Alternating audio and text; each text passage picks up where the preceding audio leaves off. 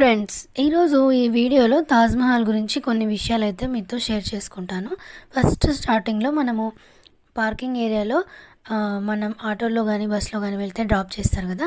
ఇక్కడైతే మనల్ని డ్రాప్ చేస్తారు. మనము ఇక్కడ నుంచి ఆటోలో అయితే వెళ్ళాలన్నమాట. జనరల్గా మనం ఎక్కే ఆటోస్ అయితే తీసుకోవద్దండి. ఇలాంటివి ఇంకా మామూలుగా మనం ఎక్కుతాం కదా, అవి అయితే తీసుకోవద్దు. ఇవైతే తీసుకోండి. 20 రూపీస్ పర్ పర్సన్ అయితే తీసుకుంటారు. ఆటో టైప్గా ఉంటాయన్నమాట, కొద్దిగా అట్లనే ఉంటాయి. మినీ ఆటో అని చెప్పచ్చు. ఇవైతే డైరెక్ట్గా మనకి టికెట్ కౌంటర్ దగ్గర అయితే స్టాప్ చేస్తారనమాట. ఇదే టికెట్ కౌంటర్. చూసారా, జనాలు ఎవ్వరు లేరు. మ్యాక్సిమం అందరూ ఆన్లైన్లోనే తీసుకుంటారు. ఇదైతే స్కాన్ అండ్ పే అనమాట. స్కాన్ చేసి కూడా మనం టికెట్ అయితే తీసుకోవచ్చు.